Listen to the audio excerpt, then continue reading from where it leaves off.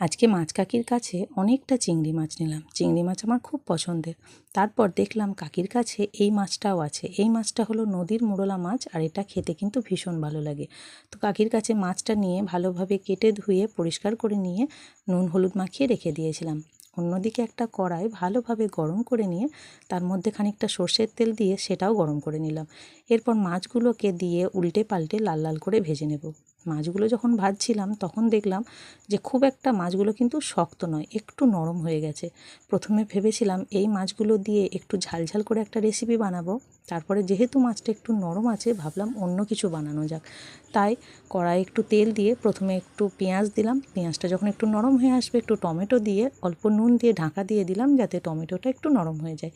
টমেটোটা যখন নরম হয়ে আসবে তখন একটু ঘেঁটে নিয়ে, মানে এই যে খুন্তি দিয়ে একটু নেড়ে চেড়ে নিয়ে হলুদ আর লঙ্কা দিয়ে আর একটু জল দিয়ে মশলাটাকে ভালোভাবে কষিয়ে নিলাম।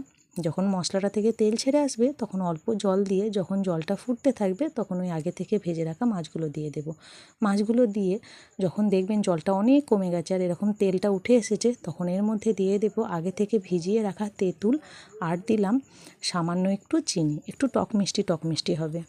জলটা কমে এলে যখন একটু গামাখা গামাখা হবে তখন এর মধ্যে দিয়ে দেব অল্প একটু ধনেপাতা। তো এই দেখুন, এই মাছের টকটা হয়ে গেছে আর এটা খেতে কিন্তু ভীষণ